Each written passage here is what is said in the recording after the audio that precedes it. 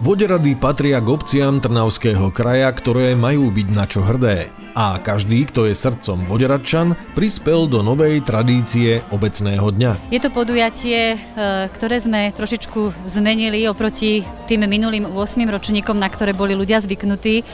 V minulosti sme organizovali umelecký festival Rukami a srdcom. Bola to veľmi nádherná myšlienka, ktorá sa vlastne posunula na mikroregionálnu úroveň a tento umelecký festival v podstate bude teraz prebiehať každý rok v inej obci mikroregiónu a pre tento rok to bude festival vlastne Rukami a srdcom v Cíferi. Prečo zmena?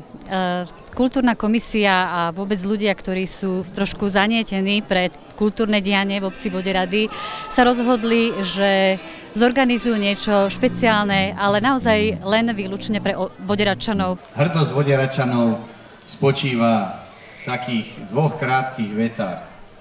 Je to skutočne veľká pracovitosť našej obce, teda našich ľudí, a je to viera k Pánu Bohu.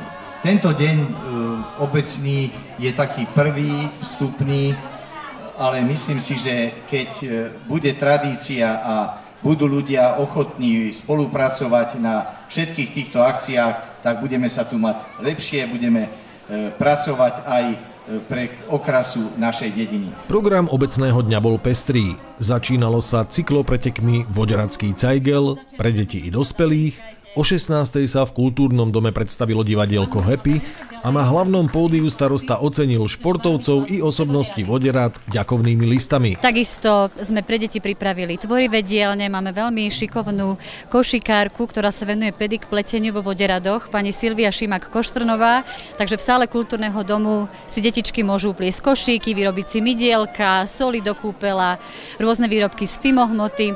No a samozrejme malovanie na tvár, čo je veľmi obľúbené pre našich najmenších. Samozrejme drevený kolotoč sa teší veľkej obľúbe. A obľúbe sa tešilo aj dobré jedlo, o ktoré sa postarali aj členovia poľovníckeho združenia. Navarili výborný guláš diviny, je tam diviačik, ktorého sme dostali od nášho združenia z Orešian, s ktorým máme družbu.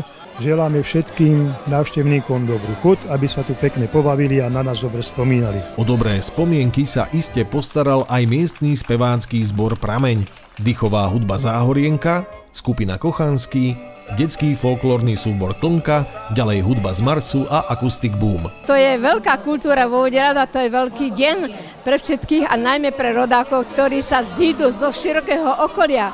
Nám sa tu páči, my sme prišli z Banskej Bystrice, a takéto dedinské alebo obecné oslavy sú pre nás také nové, tak sa nám tu páči. Je tu dobré jedlo, hudba, tak sme spokojní.